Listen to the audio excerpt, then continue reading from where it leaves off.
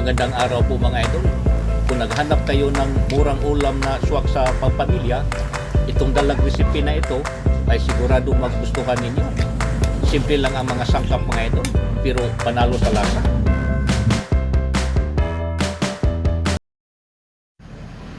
Ito po mga sangkap natin mga idol.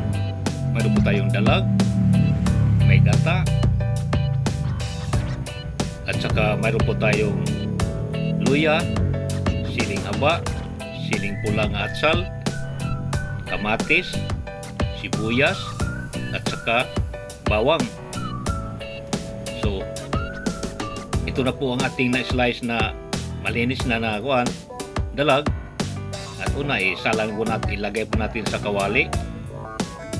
At ate pong lagyan ng mga sangkap, bawang,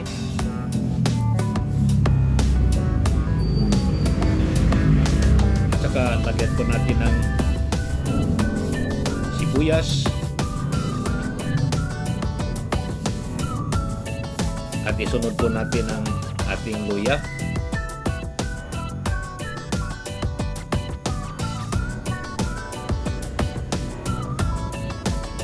at lagyan din natin mga idol ng kamatis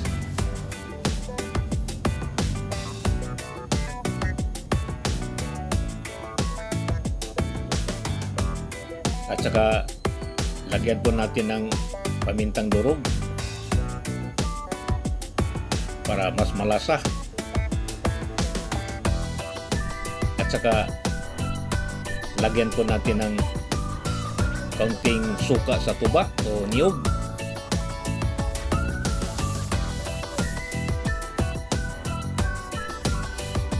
at saka lagyan natin ng asin pampalasa.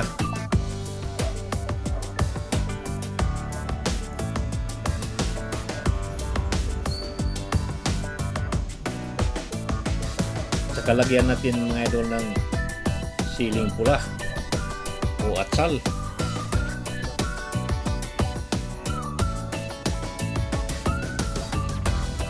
At paghaluin natin mga idol para magpantay po ang ating mga sangkap o panimpla at pakuluan po natin ito mga idol sa sarili lang niyang katas.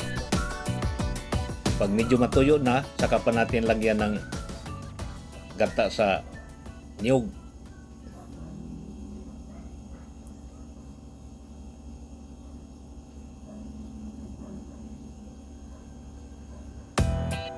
So yan na po ng mga idol, kumulo na po siya at halos matuyo na po ang kanyang sabaw.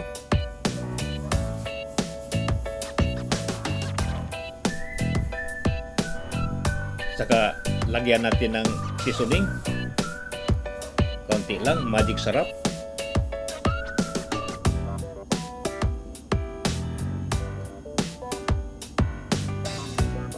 At takpan saglit at check natin. Yan mga idol, halos matuyo na po ang kanyang sabaw, kanyang katas. So ilagay na po natin ang ating gata.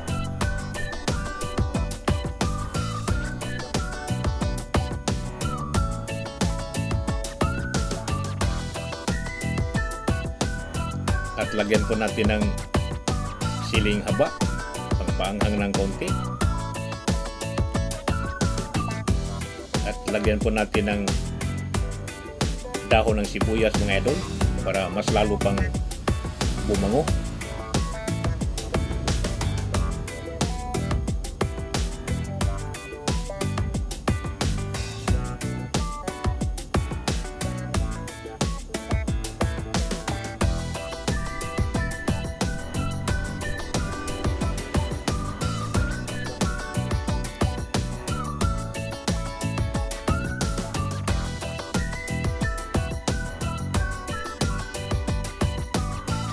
At lagyan po natin ng malunggay mga idol. Optional lang po ito kung gusto nyong masustansya.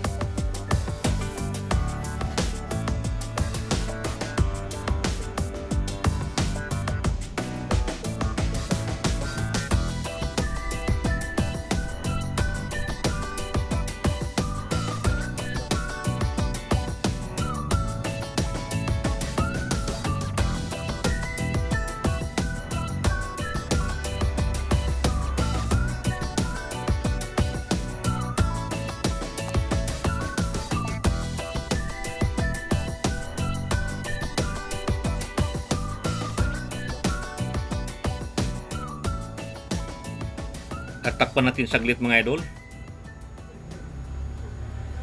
At i-check natin. Yan po, okay na po ang ating malunggay. Medyo ano na siya. Luto na. At tikman po natin.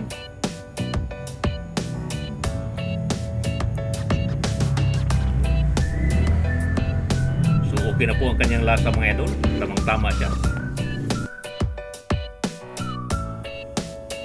Ayan na po mga idol, lutong-luto na ang ating dalag. Simpleng ulam pero siguradong babalik-balikan, lalo na kapag may mainit na kanin.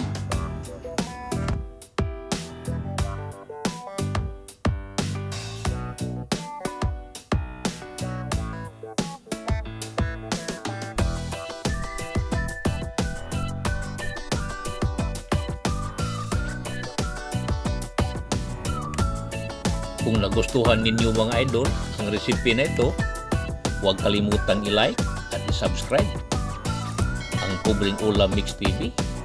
Comment lang sa dalang kung gusto nyo pa bang ibang luto. Maraming salamat po mga idol.